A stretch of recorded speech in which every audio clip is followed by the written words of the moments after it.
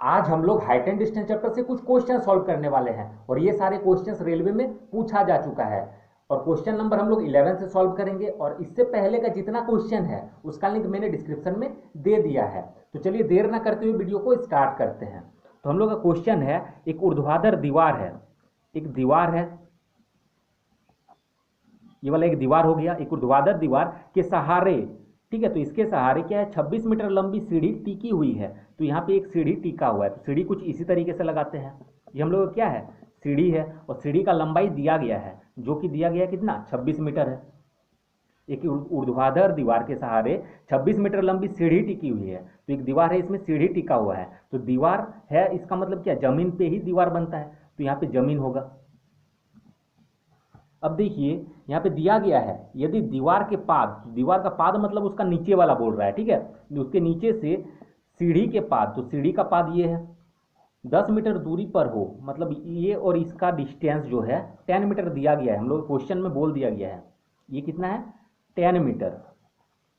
तो जमीन से सीढ़ी के बाहर के किनारे की दूरी क्या है, तो सीढ़ी के बाहर से, ठीक है, तो सीढ़ी का बाहर ये हो गया, सीढ़ी का बाहर के किनारे की दूरी क्या है, तो जमीन से सीढ़ी के बाहर के किनारे की दूरी क्या है, मतलब यहाँ से हमको पूछा गया है, ये वाला हाइट ही हम लोगों को पूछा गया है।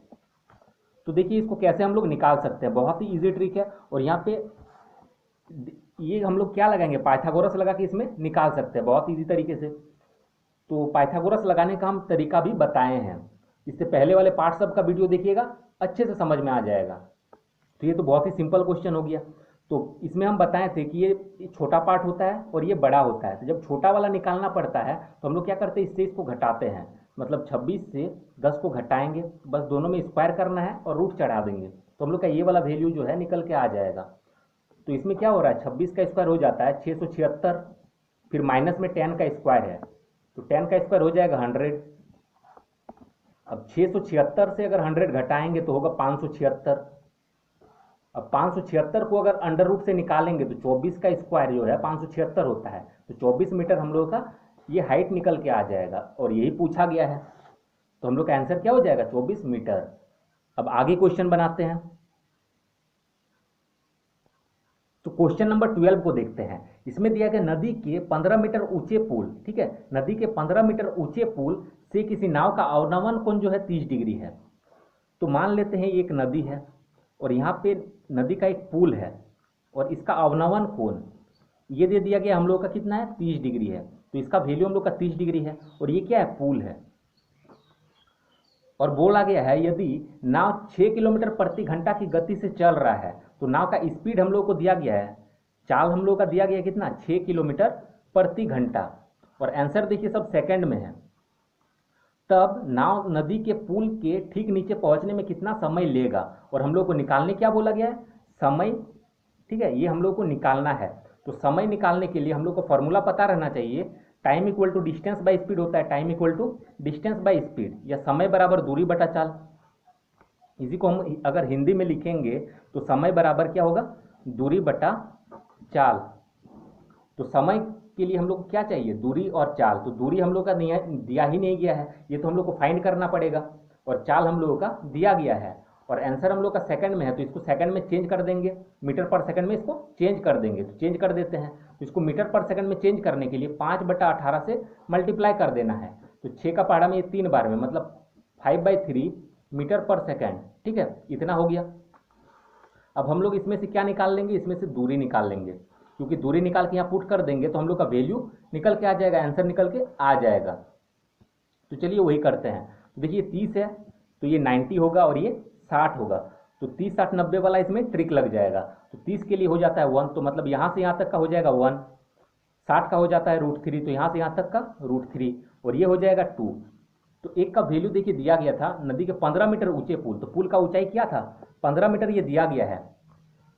तो इसमें क्या बोल रहा है, कितना समय लगेगा, तो यहाँ से यहाँ तक का डिस्टेंस का हम लोग को पूछा गया है, यहाँ से यहाँ तक पहुँचने में कितना टाइम लगेगा वो हम लोग को निकालना है। तो पहले डिस्टेंस निकाल लेते हैं, मतलब 1 बराबर 15 हम लोग को दिया गया है, और √3 बराबर निकालना है, तो 15/1 और ये √3 मल्टीप्लाई में, इसको मल्टीप्लाई करेंगे तो 15 √3 आ जाएगा, और ये मीटर में आएगा। तो यहाँ से यहाँ तक का जो डिस्टेंस है ये √3 है, इसका वैल्यू हम लोग का ये आ गया, और ये हम लोग का क्या आया, दूरी आ गया। ये क्या है, दूरी है। तो डिस्टेंस हम लोग का निकल के आ गया, कितना है, यहाँ पुट कर देंगे 15 √3 है, और डिवाइड में चाल, तो चाल हम लोग का कितना है, 5/3, और ये मीटर में है, और ये क्या है, मीटर पर सेकंड में है। अब बस इसको सॉल्व कर देना है। तो देखिए इसको और एक बार लिख सकते हैं हम लोग, 15 √3, और ये 3 जो है मल्टीप्लाई में चल जाएगा, और ये 5 डिवाइड में रहेगा। 5 का टेबल में ये 3 बार में कटेगा। अब देखिए 3 × 3 हो जाएगा 9, और √3 को √3 ही रहने देते हैं, मतलब 9 √3, इतना टाइम लगेगा। अब इस टाइम को अगर और अच्छे से हम कैलकुलेट करें तो 9 × √3 का वैल्यू हम लोग को दे देना पड़ेगा, वो होगा 1.732। अब 9 को जब 1.732 से हम लोग मल्टीप्लाई करेंगे तो हम लोग का आएगा 15.588, ठीक है, इतना मीटर, और यही हम लोग का आंसर हो जाएगा। मीटर में नहीं आएगा, ये सेकंड में आएगा। टाइम है तो सेकंड में आएगा, क्योंकि मीटर पर सेकंड में इसमें कन्वर्ट है, और ये मीटर में है, तो ये हम लोग का आंसर हो जाएगा। अब आगे क्वेश्चन बनाते हैं। क्वेश्चन नंबर 13 सॉल्व करते हैं। इसमें दिया गया है जब सूर्य क्षैतिज से 30 डिग्री पर हो, तो क्षैतिज से 30 डिग्री पर क्या है, मतलब यहाँ पे सूरज है, और क्षैतिज से बोला गया तो ये क्षैतिज हो गया, और यहाँ से 30 डिग्री का एंगल बना रहा है, ये 30 डिग्री बन रहा है, तो ये तो 90 रहता ही है, और ये 30 है, ये 90 है, तो ये 60 होगा। 30, 60, 90 वाला इसमें ट्रिक लग जाएगा। और बोल रहा है तो 50 मीटर ऊंचे भवन द्वारा डाली गई परछाई की लंबाई क्या होगी। ये सूरज नहीं है, ठीक है, ये सूरज का ही कोई एलिवेशन कोण बन रहा है। यहाँ पे सूरज है, इसका एलिवेशन कोण बन रहा है कितना, 30 डिग्री का बन रहा है, और भवन का ऊंचाई दिया गया 50 मीटर, तो ये मान लेते हैं क्या है, भवन है, और इसका ऊंचाई कितना दिया गया, 50 मीटर। तो परछाई की लंबाई क्या होगी, तो यहाँ पे परछाई तो हमेशा जमीन पे ही बनेगा, तो ये जमीन है, इसमें परछाई बनेगा, और उसका लंबाई पूछा गया है। बहुत ईजी क्वेश्चन है। तो देखिए 30, 60, 90 वाला इसमें ट्रिक यूज करना है। तो 30 के लिए हम बताए थे कि 1 हो जाएगा, और 60 के लिए √3 हो जाएगा, और 90 के लिए 2 हो जाएगा। तो देखिए 1 = हम लोग को पता ही है कि कितना दिया गया है, 50, इसका वैल्यू हम लोग को दिया गया है, तो 1 = 50 लिख सकते हैं।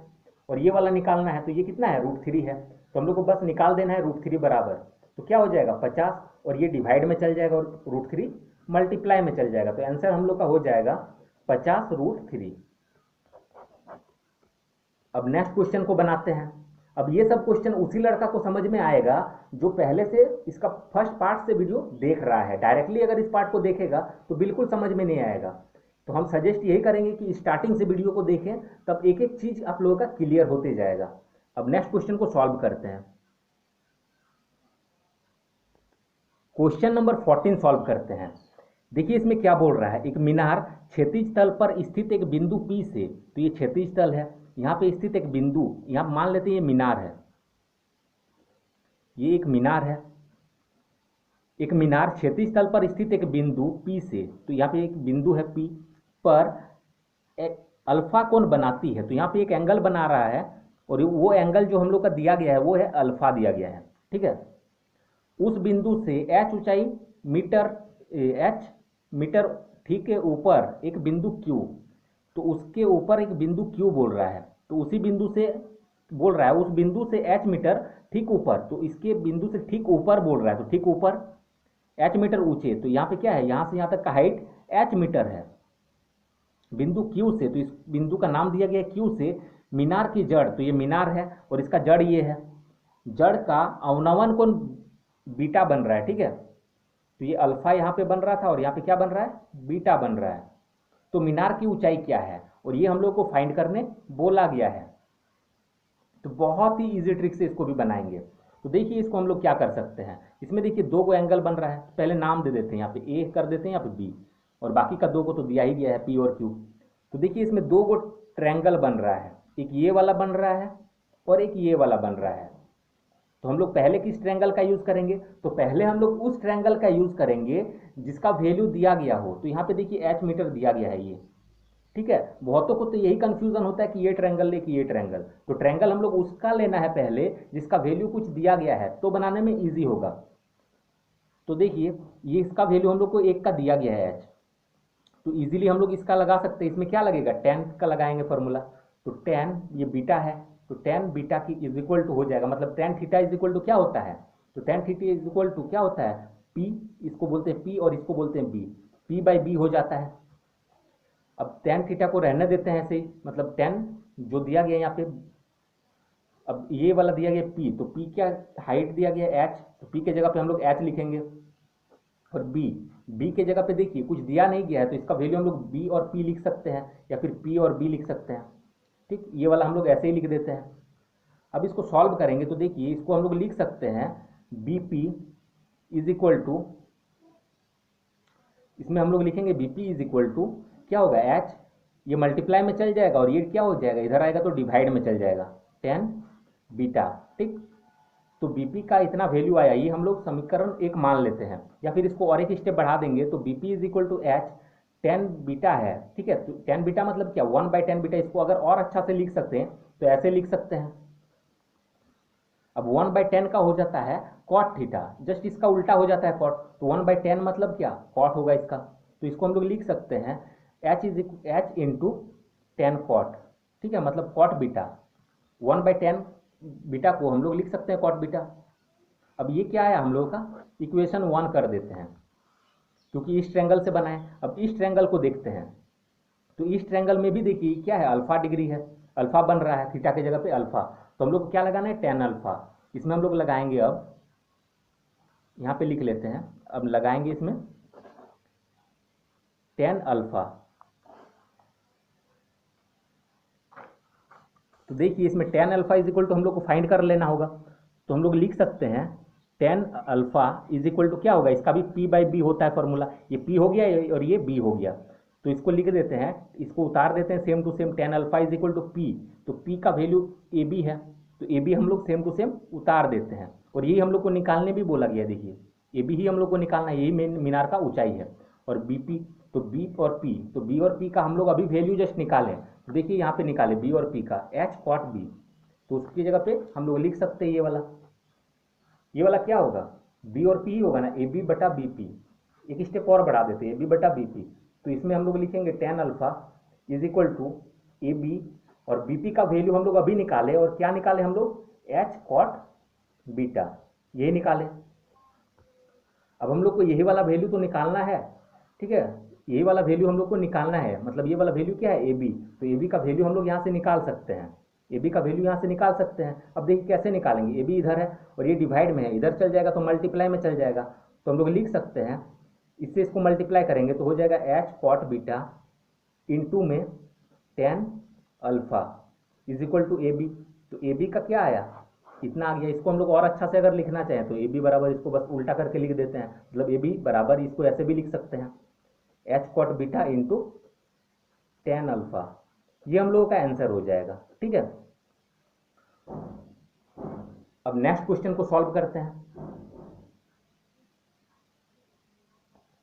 क्वेश्चन नंबर 15 देखिए, इसमें दिया गया सड़क के दूसरे किनारे पर एक खंभा सामने की मकान के एक खिड़की के समकोण बनाता है। बहुत ही इजी क्वेश्चन है। तो एक सड़क है, ये क्या है एक सड़क है, और इसमें बोल रहा है कि दूसरे किनारे पर एक खंभा, तो सड़क है उसमें एक क्या है खंभा है, तो ये मान लेते क्या है एक साइड में खंभा है और एक साइड में बोल रहा है मकान है, तो ये मकान मान लेते हैं। दूसरे किनारे पर एक खंभा सामने की मकान, तो इसके सामने में क्या है एक मकान है, कि एक खिड़की से समकोण बनाता है, तो ये जो है इससे समकोण बना रहा है, मतलब 90 डिग्री बना रहा है यहाँ से, तो ये 90 डिग्री बना रहा है, तो एंगल बनाने के लिए क्या होगा यहाँ से एक एंगल बना रहा है ये, तो ये वाला जो एंगल है ये कितना बना रहा है 90 डिग्री बना रहा है।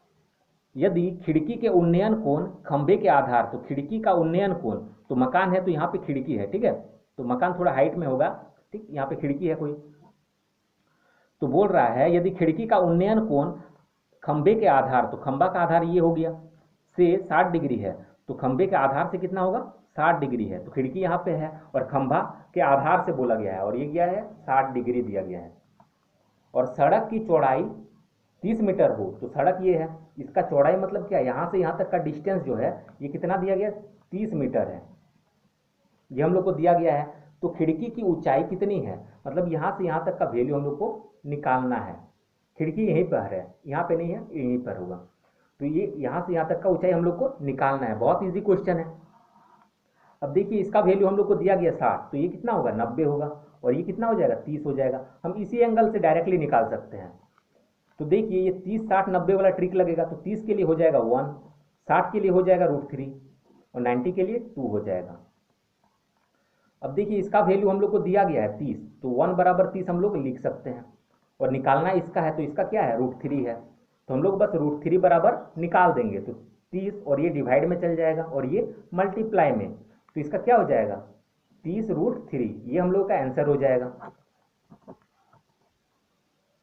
तो जिसको भी ये वीडियो अच्छा लगा हो वीडियो को लाइक करें और अपने फ्रेंड के साथ जरूर शेयर करें, और सब चैनल को सब्सक्राइब जरूर करें। Thanks for watching.